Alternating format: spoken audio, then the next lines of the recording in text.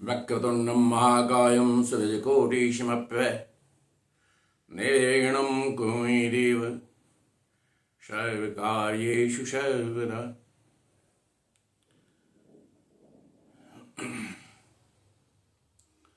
आज मैं भक्ति के बारे में कुछ बोलने जा रहा हूं। भक्ति तो हर कोई करता है, लेकिन भक्ति में प्रखरता और सिद्धि और भक्ति में डूब जाना और सही में अर्थ में भक्ति को पा लेना, यह बहुत बड़ी बात है। अब चलते हैं भक्ति के प्रमुख बिंदुओं को देखते हैं, उसका अवलोकन करते हैं। भक्ति में सर्वप्रथम भगवान श्री राम अपने भक्त मुनि से कहते हैं, जो निर्मल जन मन सो मोहि पावा, मोहि कपट छल छिद्र न भावा। भगवान को छल कपट छिद्र और निर्मल मन छल कपट छिद्र वाले व्यक्ति पसंद नहीं, उनको निर्मल मति ही चाहिए। शुद्ध हृदय का व्यक्ति चाहिए। सबसे पहला है जो शुद्धता होनी चाहिए। अब ये शुद्धता जो है मन की, यह आएगी कहां से? ये बहुत गूढ़ चीज है। तुलसीदास जी ने प्रश्न भी रखा है और उसका उत्तर भी दिया है। चाहे आप किसी की भी भक्ति करें, किसी रूप में भी देवी की आराधना अवश्य करनी पड़ेगी, क्योंकि वो शक्ति है और शक्ति जब तक नहीं है भक्ति में, तब तक भक्ति हो ही नहीं सकती। भक्ति में शक्ति आवश्यक है। जिस तरह से किसी कार्य को करने के लिए शक्ति की आवश्यकता होती है, उसी प्रकार से भक्ति करने के लिए भी शक्ति की आवश्यकता है। इसलिए शक्ति की प्रार्थना की जाती है और वहीं से निर्मलमति प्राप्त होती है। तुलसीदास जी पुनः आगे कहते हैं, जनक सुता जग जननी जान के, अतिशय प्रिय करुणा निधान के, ताके जुग पद कमल मनावहूं, जासु कृपा निर्मल मति पावहूं। तो जनक सुता सीता को संबोधित है। मां सीता जगत जननी है, जिनके भृकुटि विलास जासु जग होई, राम बाम दिशि सीता सोई। सीता कोई साधारण नहीं है। लोग समझते हैं साधारण अबला नारी है, ऐसी बात नहीं है। उसके भृकुटि विलास मात्र से, पलक झपकने और उठाने से सृष्टि और प्रलय होता है। भृकुटि विलास जासु जग होई, राम बाम दिशि सीता सोई। तो राम की भक्ति चाहने वाले को सबसे पहले सीता की भक्ति करनी पड़ेगी, और जब तक सीता की भक्ति नहीं करेंगे तब तक निर्मल मति प्राप्त नहीं होगी, और निर्मल मति प्राप्त नहीं होगी तब तक भगवान से, राम से भेंट नहीं होगा। उनकी भक्ति नहीं मिलेगी और वो भक्ति अप्राप्य होगी। इसी प्रकार से राधे कृष्ण, राधा की भक्ति जब तक आप नहीं करेंगे, उनकी जब तक कृपा दृष्टि नहीं होगी, तब तक आपको श्री कृष्ण की भक्ति नहीं मिलेगी। वहां भी राधा की भक्ति आवश्यक है, जिससे निर्मलता आपको प्राप्त होगी और आप में भक्ति की शक्ति का प्रादुर्भाव होगा। चलिए अब मिलते हैं आगे शंकर भगवान की तरफ भी जाते हैं। तो शंकर भगवान में भी ओम शाम्ब शिवाय नमः, भक्ति में जाएंगे आप तो शाम्ब शिवाय नमः। अम्बा के साथ अम्बा के साथ, अम्बा नाम पार्वती माता का है, तो शाम्ब शिवाय नमः।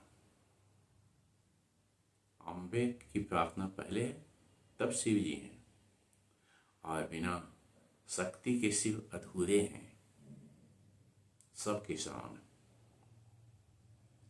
वही हाल भगवान श्री विष्णु का है। वहां भी लक्ष्मी है, लक्ष्मी नारायण ही कहलाते हैं।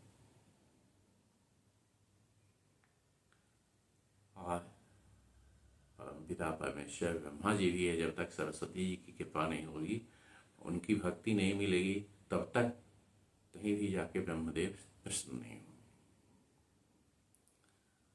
तो अनुकंपा, शक्ति की अनुकंपा आवश्यक है। सर्वथा शक्ति हमेशा ही पूजनीय है, और उसके माध्यम से ही हम भक्ति को प्राप्त कर सकते हैं, निर्मल मति प्राप्त हो सकती है, जिससे आगे हम भक्ति के अन्य गुणों को देख पाएंगे और समझ पाएंगे और उसे अंगीकार कर पाएंगे। अब दूसरे नंबर में है, जब भगवान अपने भक्तों की रक्षा कैसे करते हैं। जब आप भक्ति करेंगे तो भगवान भी आपको छोड़ेंगे नहीं। तुलसीदास कहते हैं, अरे सुनु मुनि तो ही कहूँ सहरोषा, अब भजहि जे मोहित जी सकल भरोसा, करऊँ सदा तिन कर रखवारी, अजिमि बालक पालई महतारी। जिस प्रकार से बच्चे अपने माँ को पालती है, भगवान भी अपने भक्त को उसी प्रकार से पालते हैं। एक संत ने कहा, ये तेरे दरबारी की निराली शान ये देखी, सखावत खुद तेरी गलियों में चक्कर काट दे देखी, बढ़ाया हाथ जिसने भी तेरे दरबार में मालिक, तुझे देते नहीं देखा मगर झोली भरी देखी। तो उस दरबार में जो हाथ फैलाता है, सही अर्थ में झोली कभी भी खाली नहीं आती है। तो हम पाते हैं सबसे पहले भक्ति में सीता जी या राधा जी, पार्वती जी, लक्ष्मी जी, किसी के माध्यम से ही हम, माने प्रकृति के माध्यम से ही पुरुष तत्व तक पहुंच सकते हैं, ब्रह्म तत्व तक पहुंच सकते हैं। प्रकृति और ब्रह्म तो आवश्यक है जो हम शक्ति की आराधना करें, और शक्ति की आराधना से हम ब्रह्म को प्राप्त करें। लेकिन इस बीच में कई बातें हैं। जिस तरह से निर्मल मति की बात है, तो दूसरी बात आती है जो कि हम आखिर बिना देखे कैसे समझें कि किससे प्रेम करना है। तो देखे बिनु न होई परतीति, अब बिनु परतीति होई नहीं प्रीति, अब प्रीति बिना नहीं भगति दृढ़ाई, अरे प्रीति बिना नहीं भगति दृढ़ाई, जिमि खगेश जल कै चिकनाई। काकभुजुंडी संवाद के भीतर तुलसीदास जी उत्तरकांड में कहते हैं, जो बिना देखे विश्वास नहीं होता है, देखे बिनु होई परतीति, अब बिनु परतीति होई नहीं प्रीति। अब विश्वास नहीं है तो प्रेम कहां से होगा। इसलिए सबसे आवश्यक है दृश्य देखना। हम किसी मूर्ति की पूजा करते हैं, उसमें प्राण प्रतिष्ठा करते हैं, समझते हैं जिसमें भगवान है, भगवान इसी रूप में हमको दर्शन देंगे। तो मूर्ति पूजा हिंदू सनातन धर्म में इसीलिए है, जो है एक माध्यम है जिस माध्यम से हम भगवान को निरूपित करते हैं कि भगवान ऐसे हैं और हम भगवान का ध्यान करते हैं। तो देखे बिनु न होई परतीति, बिनु परतीति होई नहीं प्रीति, अप्रीति बिना नहीं भगत दृढ़ाई। जब तक प्रीति नहीं है, प्रेम नहीं है, तब भक्ति में दृढ़ता कहाँ से आएगी, अस्थायित्व तो कहाँ से आएगा। जिमी खगेश जल कै चिकनाई, पानी की चिकनाई जितनी देर रहती है उसी प्रकार से भक्ति रह जाती है। तो भक्ति को टिकने के लिए ये माध्यम आवश्यक है। यह माध्यम गुरु के माध्यम से मिलता है, और आप जैसा इष्ट देव को चुनते हैं वैसे इष्ट देव की मूर्ति आप विराजमान करते हैं और उसको अपने हृदय कमल में निवासते हैं। और जब आपकी भक्ति प्रगाढ़ हो जाती है और बहुत ऊंची पहुंच जाती है, वैसी स्थिति में आप प्राप्त कर लेते हैं भगवान को। भगवान भी साक्षात आकर दर्शन देते हैं, ऐसा नहीं भगवान दर्शन नहीं देते हैं। प्रहलाद ने विश्वास करके उनकी प्रार्थना की, दर्शन दिया है भगवान ने। और ध्रुव ने भी ऐसा ही किया, मंत्र जाप किया। तो भक्ति के कई तरीके हैं, उन तरीकों में मंत्र जाप, मन दृढ़ विश्वासा, मंत्र का जपना और दृढ़ विश्वास रखना ये आवश्यक है। भक्ति के प्रकार पर अभी हम चर्चा नहीं कर रहे हैं, भक्ति प्राप्ति की बात कर रहे हैं, जो भक्ति कैसे हम प्राप्त कर सकते हैं और भक्ति आखिर है क्या। तो विश्वास अति आवश्यक है। जब तक दृढ़ विश्वास नहीं होगा, जो भगवान है नहीं, पहले तो यही हो, भगवान है नहीं है, हम प्रेम करते हैं भगवान से, कैसे करेंगे जब विश्वास ही नहीं, तो प्रेम कैसे होगा। विश्वास के बगैर कोई भी प्रेम स्थिर नहीं होता है, हो ही नहीं सकता है। विश्वास है तब तक प्रेम है, विश्वास नहीं है प्रेम समाप्त है। इसलिए तुलसीदास ने कहा, देखे बिनु न होई प्रतीति। देखना आवश्यक है, देखने के बिना प्रीति नहीं होती है, प्रतीति नहीं होती है, विश्वास नहीं होता है। और बिना विश्वास के बिनु प्रतीति हो ही नहीं प्रीति, प्रेम नहीं होता। प्रेम बहुत चीज है, जब प्रेम हो जाता है तो यहाँ सरदे के होते हैं सौदे, बंदगी तेरे बस की नहीं है। और यहां तक है कि सर झुकाने की फुर्सत नहीं। जब प्रेम हो जाता है तो आदमी उसी में मग्न रहता है। मीरा ने कहा, मैं तो प्रेम दीवानी मेरो दर्द न जाने कोई। एरी मैं तो प्रेम दीवानी मेरो दर्द न जाने। दूसरी जगह कहा, जो मैं ऐसा जानती रे प्रीत किया मन, प्रीत किया दुख होए, तो नगर ढढ़ोरा फेरती रे प्रीति करो मत कोई। अरे जो मैं ऐसा जानती रे प्रीति किए दुख होए, तो नगर ढढोरा फेरती रे प्रीति करो मत कोई। प्रीति करने से कष्ट तो होगा ही, दुख तो होगा ही, छटपटाहट होती है। अपने प्रिय मिलन की आस में मनुष्य जो है वो छटपटाता है। हमेशा अगर भगवान से प्रेम करते हैं तो भगवान के दर्शन की प्यास तो आपके दिल में जगेगी ही, और वो ललक रहेगी जो भगवान की एक झलक मुझे मिल जाए। ऐसा ही प्रेम दीवानी थी मीरा। अन्य भी बहुत सारे प्रेम दीवाने हुए हैं, अनगिनत हुए हैं, जो भगवान को प्राप्त भी कर चुके हैं। तो इसलिए प्रेम की दीवानगी भगवान से जब हो जाती है, भक्ति प्राप्त होती है। यहाँ भक्ति है, यहाँ जोग नहीं है। जोग और भक्ति में थोड़ा सा अंतर है, लेकिन इसमें भी योग से कम नहीं है। सूरदास कहते हैं ऊधो से, जो ऊधो मन नाही 10-20, एक तो सो गयो श्याम संग, को अपराध है इस। हे ऊधो, एक मन होता है, 10 मन तो है नहीं।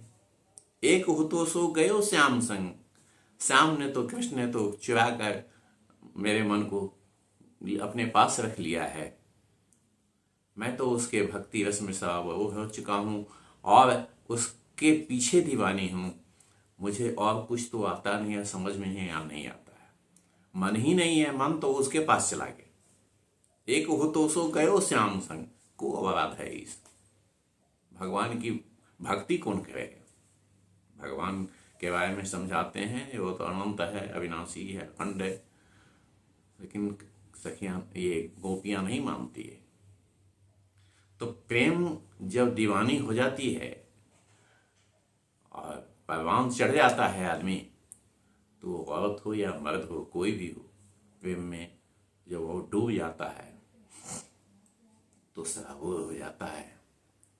फिर कहना ही क्या है, भक्ति मिल जाती है उसको। अब भगवान की भक्ति मिल गई हमें। अब सिर्फ मिलने से नहीं होगा, यहाँ बहुत सारी चीजें हमें समर्पण करना पड़ता है, शरणागति लेनी पड़ती है।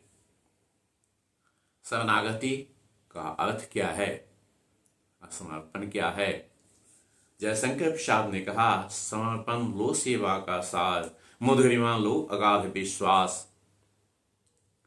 तो समर्पण लो सेवा का सार, यह सेवा है। समर्पण, समर्पण कोई मजाक चीज नहीं है।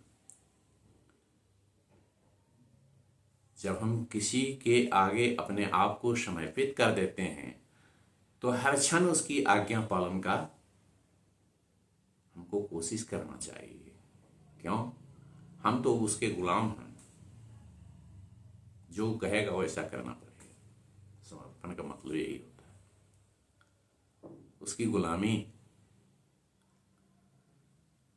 अब ये मतलब नहीं है जो समर्पण कर दिया, मैंने कह दिया आज मैं समर्पित हो रहा हूं और अन्य कार्य करने लगूं। भगवान गीता में भी कहते हैं श्री कृष्ण, जो सर्वधर्मान् परित्यज्य मामेकं शरणं व्रज, अहं त्वां सर्वपापेभ्यो मोक्षयिष्यामि मा शुचः। हे अर्जुन, सभी धर्मों को छोड़ दो, त्याग दो।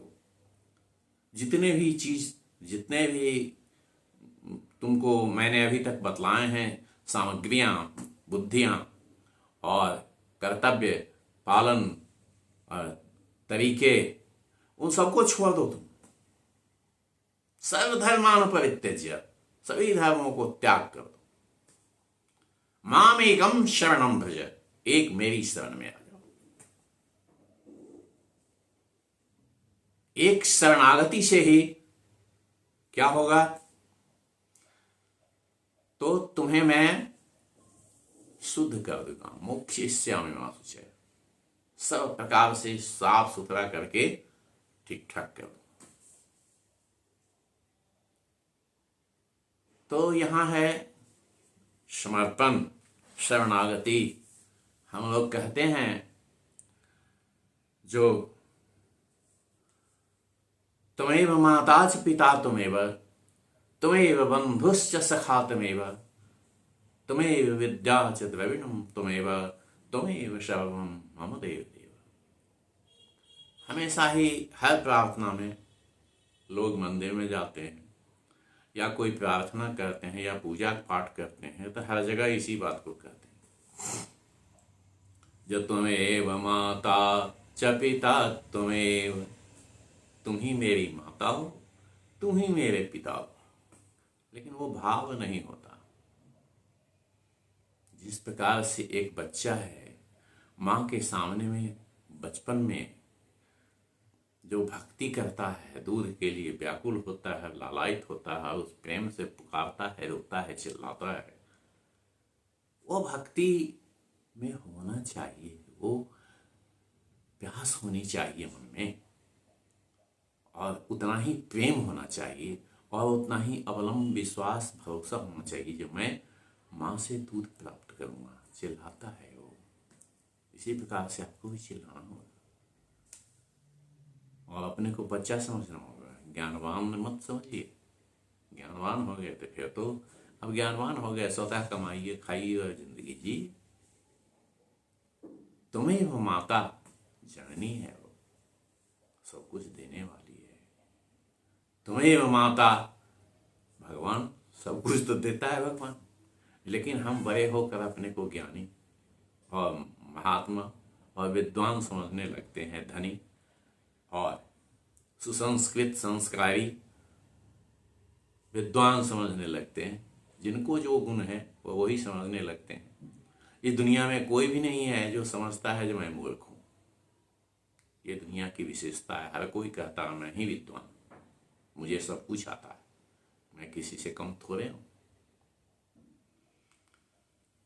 तो ऐसी स्थिति है शरणागति की जो मनुष्य को माँ की अनुभूति होनी चाहिए। जब भगवान के सामने जब हम प्रार्थना करते हैं तो ये समझना चाहिए जो हम वही 6 महीने 5 महीने 6 महीने के बच्चे हैं जो अशक्य है, वह कुछ करने में अक्षम है और वह भगवान पर ही आश्रित है। भगवान ही उसको दूध पिलाएगा या खाना खिलाएगा। इस प्रकार का भाव अगर मनुष्य में हो जाए तो निश्चित वह भक्ति को प्राप्त करेगा। तुम्हें माता च पिता, तुम्हें पिता संरक्षक होता है, ज्ञान देने वाला होता है। तो हम अपने को ज्ञानी समझते हैं, पिता के बात का अनुसरण नहीं करते हैं। कैसे होगा? पिता जो समझते हैं तो भगवान की बात का अनुसरण करना होगा ना। वो जो कहते हैं, जैसा कहते हैं वैसा चलना पड़ेगा, तभी हम उनकी भक्ति को प्राप्त कर सकते हैं। उनकी बात को काट करके उनकी भक्ति को प्राप्त नहीं किया जा सकता है। वो क्या चाहते हैं, किधर ले जाना चाहते हैं, कहाँ घुमाना चाहते हैं, कैसे रखना चाहते हैं, ये तो उनकी इच्छा पर निर्भर करता है। दैव इच्छा पर वाला कर्मण्येवाधिकारस्ते मा फलेषु कदाचन, यह भाव तो होना ही पड़ेगा, खाना ही पड़ेगा। तो पिता भी वही है, संरक्षक भी वही है। जब संरक्षक है तो बहुत कुछ देगा। झुक करके तो देखो, वहां जा करके तो देखो उसका भाव। अब तुम्हें विद्या, विद्या भी तुम ही हो, लेकिन इस बात को समझना होगा कि हमारे पास जो भी विद्याएं हैं वो प्रभु की दी हुई है, और मेरी जितनी भी विद्याएं हैं उस परम पिता परमेश्वर के सामने बहुत छोटी सी है, जो मूर्खों के समान ही है। वह पूर्ण हो नहीं सकती, परंतु वही है, और उसकी पूर्णता ही एक अकेले पूर्ण है, दूसरा कोई संपूर्ण नहीं। अब जब उसमें हम मिल जाते हैं तभी पूर्ण होते हैं। जब हमें उसका ध्यान रहता है, माया हमारे बीच से हट जाती है, तब हम समझते हैं जो भगवान जो है हम उसमें विलीन हो रहे हैं। अपने आप को हम विलीन कर देते हैं, अपनी सत्ता को समाप्त करते हैं, अहम को समाप्त कर देते हैं। विद्या यही, अपने अहम को समाप्त करना। तुम्हें वे विद्या, जब हमने अपने अहम को समाप्त कर दिया, जब मैं हूं ही नहीं, जो है प्रभु तुम ही हो, मैं अपनी सारी चीजों को तुम्हें समर्पित करता हूं, तो माया छूट जाती है। मैं अब मोर तोर तय माया, जही बस किन्हे जीव निकाय। मैं, मेरा, तू और तेरा, यह जब छूट जाता है दिमाग से, उस स्थिति में भगवान प्राप्त हो जाते हैं। तो विद्या असल में यही है, तुम्हें भी विद्या च द्रविणम तुम्हें व, धन भी तुम ही हो। कहे क्या लेके आए थे आप? जन्म लेते हैं तो खाली हाथ आते हैं, मुट्ठी बांध के आते हैं, जाते हैं तो मुट्ठी खोल के जाते हैं। न कुछ लेके आते हैं, न कुछ लेके जाते हैं। जो भी पाया यही पाया, और ईश्वर से पाया है, प्रकृति से पाया है, ईश्वर से पाया है। इसलिए जो भी धन है सब तो भगवान का है, आपका कुछ है नहीं। तमेव विद्या द्रविणम तमेव, तमेव बंधुश्च सखा तमेव। तुम ही मेरे बंधु हो, दोस्त हो, शागिर्द हो, साथी हो, जो हर काम में मेरी मदद करते हो, और मित्र भी तुम ही हो, भाई भी तुम ही हो, सब कुछ तुम ही हो। तमेव सर्वम ममदेव देव। इस भावना से प्रार्थना करने से भगवान निश्चित प्रसन्न होते हैं। लेकिन शायद गिने चुने लोग ही होंगे जो इस भावना से प्रेरित होकर भगवान की भक्ति करते हैं। अगर इस भावना को ध्यान में रखा जाए तो सहज रूप में मनुष्य भगवान को प्राप्त कर सकता है। उसकी भक्ति निश्चित रूप में सिद्ध हो सकती है। तो भक्ति साधारण भी नहीं है और कठिन भी नहीं है। भक्ति के प्राप्त करने के इच्छुक व्यक्ति को ध्यान रखना चाहिए, जो इसको हमेशा याद रखें। मेरी प्रार्थना यही कहकर मैं इसको समाप्त करता हूँ, और आशा करता हूँ जिन्होंने चैनल को सब्सक्राइब नहीं किया, कृपया चैनल को सब्सक्राइब कर दें। लाइक शेयर करने से अच्छा रहेगा, और बेल बटन को दबाएंगे। उम्मीद करता हूँ जो अपना कमेंट जरूर लिखेंगे, अच्छा या बुरा क्या है, जिससे भविष्य में उस प्रकार का सुधार किया जा सके और आप लोगों तक सही तथ्य पहुंचाया जा सके, आपके अनुभव पहुंचाया जा सके। ठीक है, अंत में सबको प्रणाम करते हुए अलविदा।